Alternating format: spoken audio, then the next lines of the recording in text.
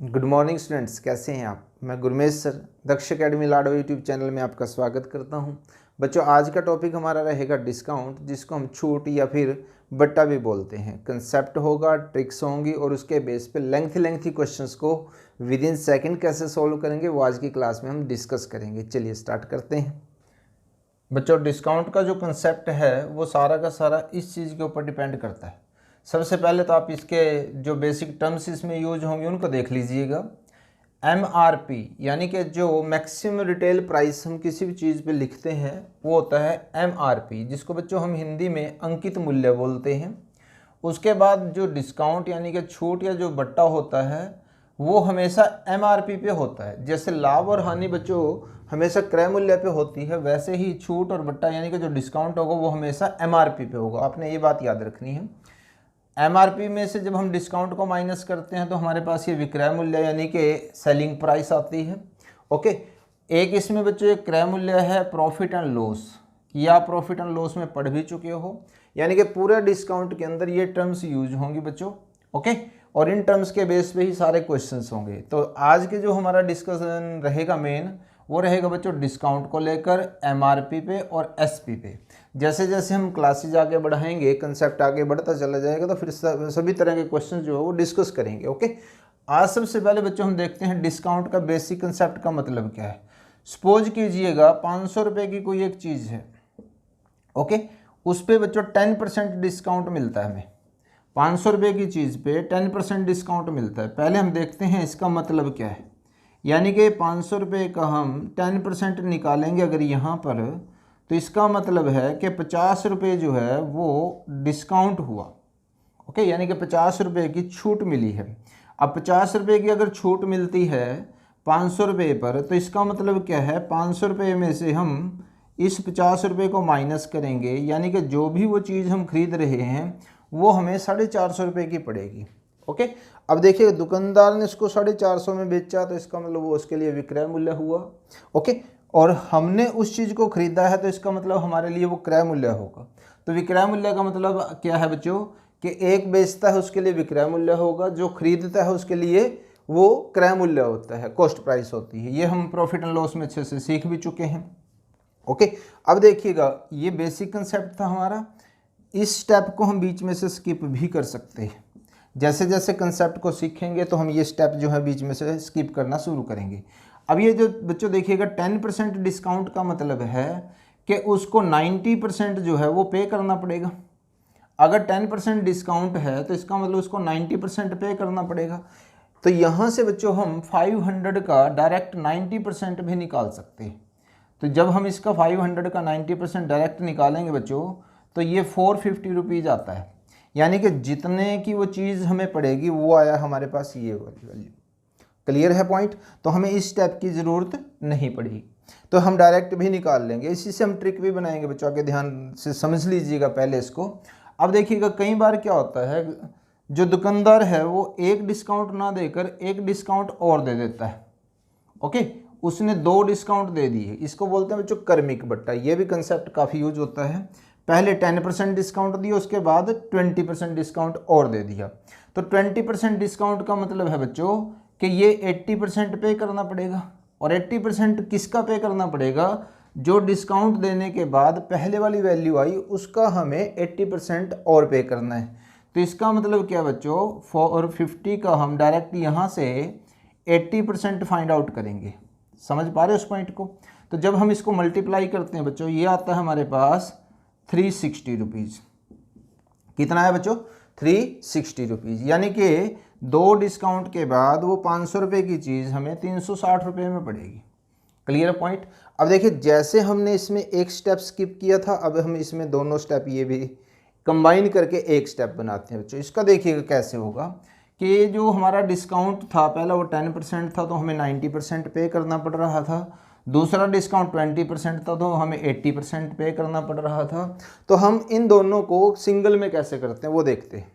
अब देखिएगा बच्चों, इन दोनों स्टेप को कंबाइन करके हम सिंगल स्टेप कैसे लेते हैं। अब ये जो हमारे पास 500 रुपीज़ उस जो भी वस्तु थी उसका रेट था, फिर उसने 90% पे करना है, यानी कि फर्स्ट डिस्काउंट के बाद ये चीज़ आई बच्चों हमारे पास 90/100, और दूसरा कितना है बच्चों 80 है, तो यहाँ पे हमारे पास 80/100 आया।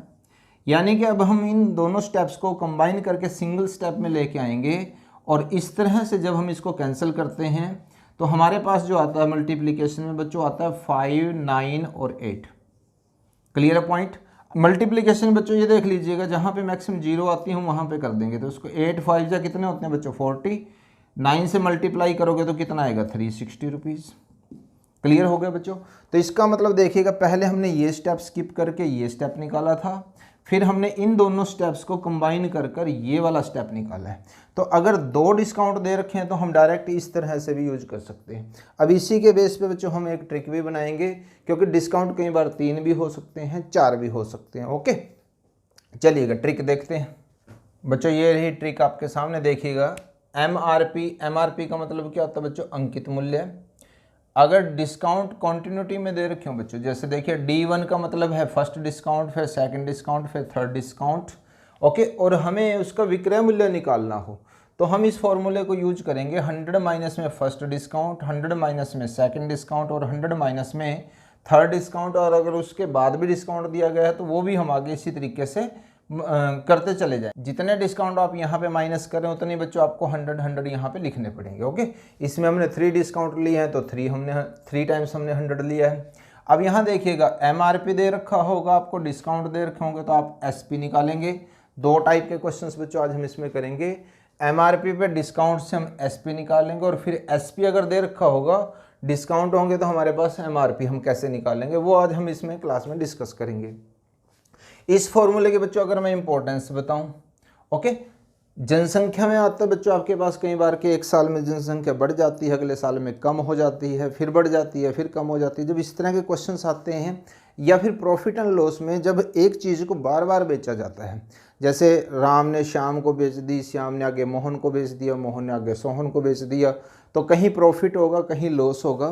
तो प्रॉफिट अगर आता है तो बीच में बच्चों इनके प्लस आना शुरू हो जाएगा, और अगर लॉस होगा तो बच्चों वो माइनस होना स्टार्ट हो जाएगा।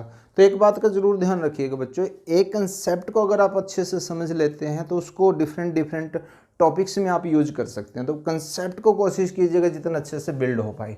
चलिएगा, इसके बेस पे हम कुछ क्वेश्चंस डिस्कस करते हैं, देखते हैं बच्चों। फर्स्ट क्वेश्चन आपके सामने देखिएगा, एक सामान का अंकित मूल्य 1500 रुपये है जो 20%, 25% और 10% 3 क्रमिक बट्टों पर उपलब्ध है। वस्तु का विक्रय मूल्य ज्ञात कीजिए।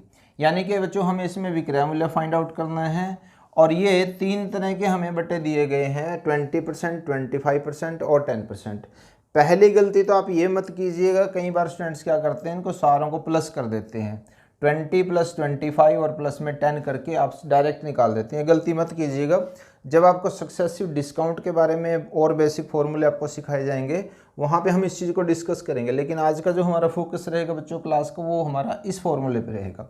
ओके, तो देखिएगा हमें निकालना क्या बच्चों, SP निकालना है। इसके अंदर जो हमें MRP दे रखी है बच्चों, वो कितनी दे रखी है 1500 रुपये। अब फर्स्ट डिस्काउंट कितना बच्चों, देखो 20% है, तो 100 में से 20 को माइनस करेंगे तो बच्चों कितना आएगा, 80 आएगा हमारे पास। और मैंने बोला हुआ जितने डिस्काउंट आप माइनस करते हो उतने आप नीचे 100 भी लिखोगे। 25% डिस्काउंट आप माइनस करते हो तो बच्चों कितना आ जाएगा, 75 आएगा आपके पास। और इसी तरह से जब 10% करते हैं तो बच्चों हमारे पास आता है 90।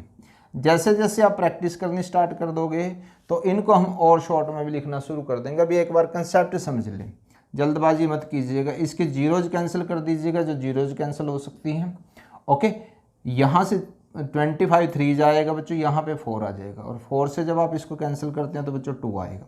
जब आप इनको मल्टीप्लाई करते हो आपस में, ओके, 15 2 जब 30, 3 से मल्टीप्लाई करते हो तो कितना आता है बच्चों, 90 आता है। उसको 9 से मल्टीप्लाई करोगे तो 810 रुपीज़ जो है वो SP आ जाएगा। ओके, जैसे जैसे प्रैक्टिस होती चली जाएगी इनको हम और शॉर्ट कर सकते हैं। तो देखिएगा इतना बड़ा क्वेश्चन अगर हम बेसिक से चलते, पहले 20% निकालते, फिर उसके बाद माइनस करने के 25 निकालते, फिर उसका करने के बाद माइनस करके 10% का निकालते, लेंथी क्वेश्चन हो जाता है। तो ये हमारा शॉर्ट में आ जाएगा। ओके, चलिए नेक्स्ट क्वेश्चन डिस्कस करते हैं। देखिए बच्चों क्वेश्चन नंबर 3, एक सूटकेस का विक्रय मूल्य 864 रुपये है जो अंकित मूल्य पर 20% तथा 10% के क्रमिक छूट पर मिलता है। सूटकेस का अंकित मूल्य ज्ञात कीजिए। यानी कि इस फॉर्मूले के अंदर बच्चों अब की बार हमें ये MRP निकालना है, हमें ये SP दिया हुआ है। ओके, पहले हम इस फॉर्मूले को एज इट इज़ यूज करते हैं, फिर उसके बाद हम इसको डायरेक्ट करेंगे। MRP देखिएगा बच्चों, लिखना है हमने यहाँ पे। पहला डिस्काउंट कितना है 20% है, तो इसका मतलब बच्चों 80 है, बाय में 100। ओके, और इनटू में 10% सेकेंड डिस्काउंट, तो बच्चों कितना आएगा यहाँ पे 90 आएगा, तो बाय में 100 आ जाएगा हमारा। और SP अब की बार दे रखा है बच्चों 864। जीरोज अगर कोई कैंसिल होती है तो बच्चों जीरो को हम यहाँ पे कैंसिल कर सकते हैं। ओके, तो यहाँ से जो हमारे पास MRP आएगा वो 864 गुना में 100, और नीचे बच्चों आएगा 8 में 72 हो जाएगा यहाँ पे। ओके, क्लियर है पॉइंट। जब हम यहाँ से इसको डिवाइड करते हैं, देखिएगा एक थोड़ा सा आइडिया ले लीजिएगा, यहाँ 7 है, 12 से 84 होता है, तो हम इसको डायरेक्ट 12 से भी डिवाइड कर सकते हैं। तो हमारे पास जो MRP आएगा बच्चों इसको आएगा 1200 रुपये। ओके, थोड़ा मैंने इजी ही क्वेश्चन लिया है, आगे हम इसकी टर्म चेंज कर करके थोड़ा सा इसको और डिफिकल्ट बना सकते हैं, लेकिन कंसेप्ट समझ में आ जाए तो वैल्यू चेंज होती रहेंगी, उसमें प्रॉब्लम आने वाली कोई नहीं है। तो MRP बच्चों हमें निकालना था, यानी कि हमारे पास ये आएगा। तो जब एक बार कंसेप्ट समझ में आ जाए तो फिर हम इस स्टेप को बीच में से बच्चों स्किप कर सकते हैं। ओके, डायरेक्ट हम यहाँ पे इसको ऐसे यूज कर सकते हैं, यानी कि जो ये डिस्काउंट थे वो हम नीचे जाके माइनस कर देंगे। ओके, इस तरीके से भी आप इसको फाइंड आउट कर सकते हैं। एक क्वेश्चन हम और लेते हैं, ये क्वेश्चन नंबर 4 है बच्चों, ये प्रॉफिट एंड लॉस से हमने लिया। इस कंसेप्ट को यूज कर कैसे हम इस क्वेश्चन को सॉल्व करेंगे वो देखते हैं। A ने घड़ी B को 20% लाभ पर बेची, B ने उसे 10% हानि पर C को बेच दिया। C ने वह घड़ी 2160 रुपये में खरीदी, तो उस घड़ी को A ने कितने रुपए में खरीदा था। कहने का मतलब ये है कि जब इस तरह की कोई सीरीज हमें दे रखी होगी तो हम इस कंसेप्ट को यूज कर सकते हैं। ओके, तो A की वैल्यू हमें निकालनी है, A के लिए वैल्यू निकालनी है कि A ने उसको कितने में खरीदा था। तो यहाँ पे बच्चों आएगा A इंटू में, क्योंकि 20% प्रॉफिट पे A ने B को बेचा है, तो इसका मतलब 120 बाय में 100 हो जाएगा यहाँ पर। ओके, इसी तरह से फिर B ने C को 10% लॉस पे बेचा है, इसका मतलब क्या आएगा बच्चों 90 और बाय में 100 हो जाएगा। और ये जो C ने परचेज किया उस घड़ी को 2160 रुपये में किया, यानी कि SP की जगह पे यहाँ पे हमारे पास आ जाएगा 2160। B के लिए ये बच्चों SP है और C के लिए ये CP है। ओके, अब यहाँ से हम इसको ट्रांसफ़र करेंगे तो जीरो जो कैंसिल हो सकती हैं कैंसिल कर दीजिएगा। यहाँ से क्या आएगा बच्चों 100 और 12 बाय में 12 इंटू में 9। ओके, अब इसको हम कैंसिल करते हैं, यहाँ से कितना आ जाएगा 9 2 18 आएगा बच्चों, और 9 4। Clear point. तो यहाँ से कितना होगा बच्चों आपके पास, क्लियर। तो ये जो वो वॉच है उसका जो CP आएगा, यानी कि जो A ने खरीदा था उसको, वो आएगा बच्चों 2000 रुपीज़ A के लिए वैल्यू। इसी तरह से अगर A की दे रखी होगी तो हम लास्ट में निकाल सकते हैं कि लास्ट वाला जो पर्सन खरीदने वाला है उसने उसको कितने में खरीदा। तो A B C D कितने भी हो सकते हैं ये, यानी कि बेसिक कंसेप्ट को आप यूज कर कई क्वेश्चंस को सॉल्व कर सकते हैं। बच्चों एक कंसेप्ट आपका कई टॉपिक में यूज हो सकता है, तो इसलिए कंसेप्ट को अच्छे से बिल्ड कीजिएगा। कंसेप्ट अच्छे से आपको क्लियर होगा तो दिक्कत नहीं आएगी। ओके, मुझे उम्मीद है बच्चों आज की क्लास आपको बहुत अच्छी लगी होगी, सभी कंसेप्ट अच्छे से क्लियर हुए होंगे। सो वीडियो को लाइक शेयर और कमेंट करना मत भूलिएगा। चैनल पर नए हैं तो सब्सक्राइब करना मत भूलिएगा। Thanks for watching.